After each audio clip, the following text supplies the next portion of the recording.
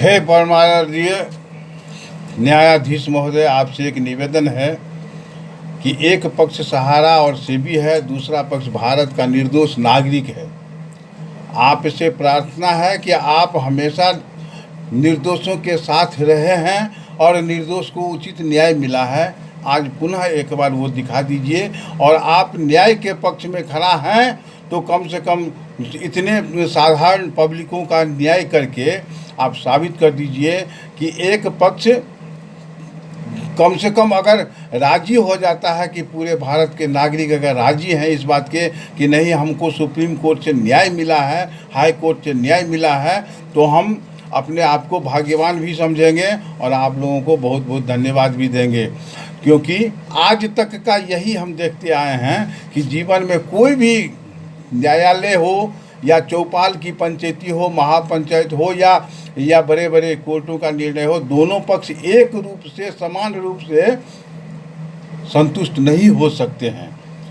चाहे वो बड़ा से बड़ा मुद्दा हो, छोटा से छोटा मुद्दा हो, अगर दो फटीदार के बीच में अगर एक व्यक्ति एक दूसरे ज़मीन में थोड़ा सा मकान बना लेता है तो हम उस मकान को तोड़ते नहीं हैं, बल्कि उसके बदले कहीं न कहीं मुआवजा दे देते हैं।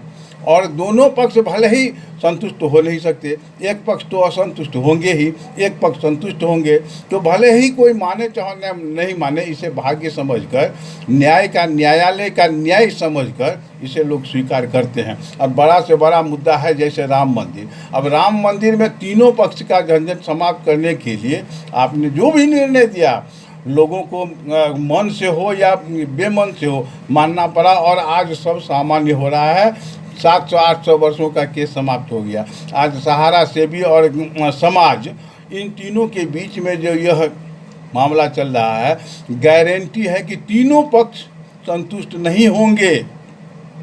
तो कम से कम जनता के पक्ष में किसी भी एक पक्ष को असंतुष्ट या संतुष्ट करने की जिम्मेवारी को छोड़ते हुए आप अगर यह निर्णय दे देते हैं कि नहीं, 15 दिनों से लेकर 1 महीना के बीच में आपको भुगतान कर देना है तो कर देना है। पैसा तो यही दोनों देंगे, पैसा तो न्यायालय नहीं देगी, न ही कोई सरकार देने वाली है। तो फिर हमको यह निर्णय अतिशीघ्र देना चाहिए। अब इसमें क्लॉज लगा दिया जाता है कि फलाना पॉइंट नहीं हमको समझ में आ रहा है, फलाना पॉइंट नहीं समझ में आ रहा है, इस पॉइंट को क्लियर करने के लिए फलाने डेट को आप जो है सो उपस्थित होइए, इस डेट को क्लियर करने के लिए फलाने डेट को आप उपस्थित होइए। ऐसा करने से हमारे मानसिकता पर जो पहले से असर पड़ा हुआ है कि हमें केवल न्यायालय से तारीख पर तारीख मिलना है, कृपया इस प्रथा को और इस परंपरा को रोकने का प्रयत्न कीजिए और हमें न्याय दिलाइए। 100% भुगतान अगर हो जाता है, गारंटी मानिए कि हमारी संस्था पुनः उसी प्रकार से होगी और सभी लोग सम्मानित जीवन व्यतीत कर लेंगे।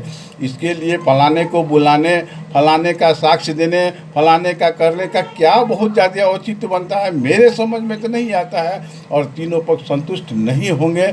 इसीलिए आपका आभार कि आप हर हाल में पहले समाज के प्रति वफादारी को देखते हुए आप न्यायाधीश हैं, और आप अगर चाहें तो इसे संपूर्ण न्याय में बदल सकते हैं। बहुत बहुत धन्यवाद। जय हिंद, जय भारत, वंदे मातरम।